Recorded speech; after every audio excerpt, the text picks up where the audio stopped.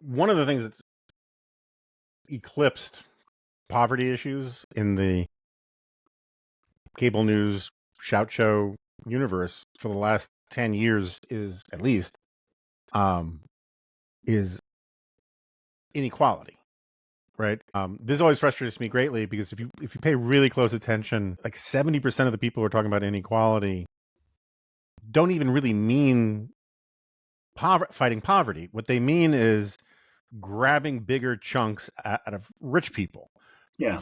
And some sort of conception of an aesthetic notion about the income distribution in the country. And it reminds me, when I was listening to you talk, there's this woman, Lita Cosmides, who's one of the founders of evolutionary psychology. And she makes the point that evolutionary psychology enters these kinds of debates in two ways. One that's helpful to the liberal point of view, and one that's helpful to the conservative point of view. For the progressive point of view, human beings in a natural environment, a tribal environment, they don't like it when some hunter takes a bigger share, a bigger portion than is fair from the communal wildebeest or whatever it is. Equally, for the conservative point of view, our brains find it even more offensive when somebody takes any share at all without contributing to the hunt in any way, right? And it's our natural taste buds for a sense of sort of social justice ping on sort of both sides of this. And my problem is, and I get that. My problem is that at least caring about poor people is the route to helping poor people. Caring about absconding with the of tearing down rich people for its own sake is not actually, in matters of public policy, a great way to sort of improve the plight of poor people.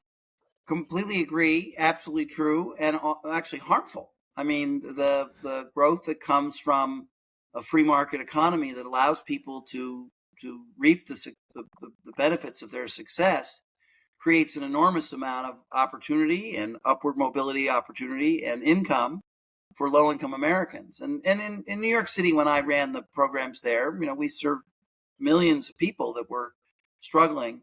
They were focused on them moving up, not bringing down, Mike Bloomberg. That wasn't really Right. their concern.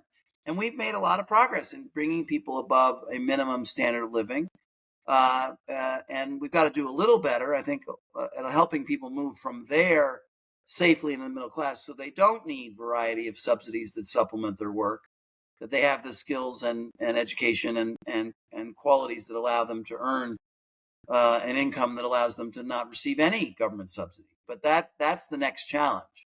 But the answer to that is also not reducing inequality. That's a distraction from the real task.